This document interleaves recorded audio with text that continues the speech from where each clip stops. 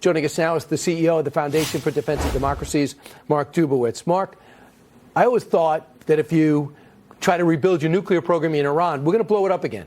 Either us or Israel. We'll flip a coin. So what are we really negotiating here? Well, Brian, what we should be negotiating is the defeat of the Islamic Republic. It should be the absolute dismantlement of its nuclear program, its ballistic missile program, its end for terrorism, and we should also be demanding that they release political prisoners and stop brutalizing and murdering tens of thousands of Iranians. They're not going to listen to us. They haven't. The president said don't do it. They killed 30 to 40,000. We're seeing some of the video now. It's horrific, as you can imagine. And the nuclear program, it doesn't talk about ballistic missiles, and it doesn't talk about not funding their terror proxy groups, Houthis, Hezbollah, and Hamas. Well, those are the demands of the United States. I mean, President Trump has suggested that. Marco Rubio has talked about that. The lead negotiator, Steve Witkoff, has said that. So the Iranians today are the weakest point in the history of the Islamic Republic since the revolution. And so we should be demanding that they start acting like a normal nation and not the leading state sponsor of terrorism and this most severe threat to the United States as they build an intercontinental ballistic missile program to target the American homeland. This should not be just a nuclear deal. It should be a deal that strips them of their most dangerous capabilities.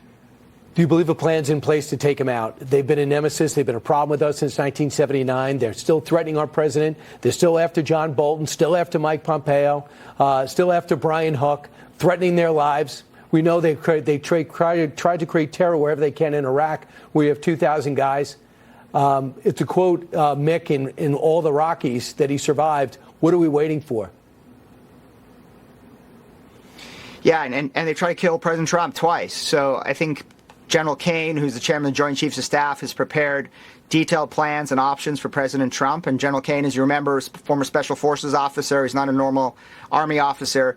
He's going to have a lot of surprises available for the president to implement. And I think we should be striking them hard and going after their missile program. I mean, let's get rid of the last remaining dangerous capability they have. And then if they want to talk, let's talk. But let's leave them without capabilities to threaten America and our allies. So what should the targets be? The IGRC? Do you think we've identified anybody we can work with in Iran?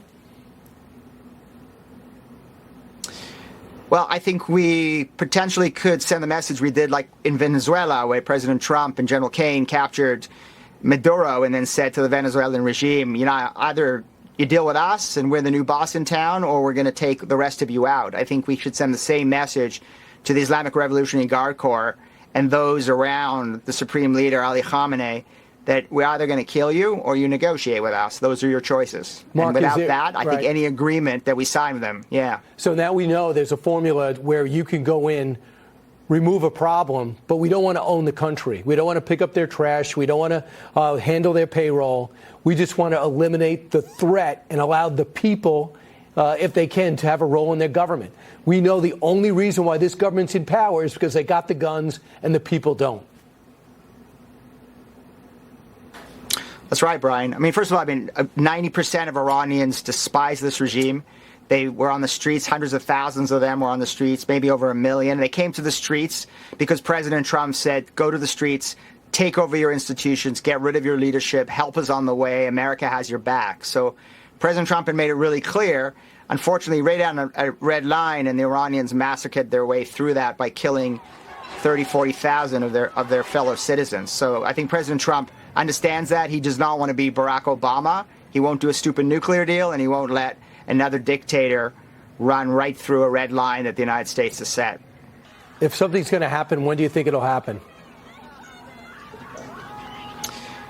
Well, I think there's a few things that President Trump still needs to do. I mean, we're moving air defense assets into the region.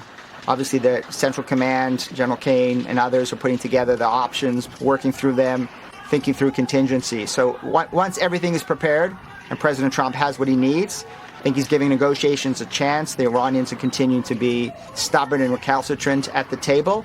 And then President Trump knows that any deal he signs with them, they will violate.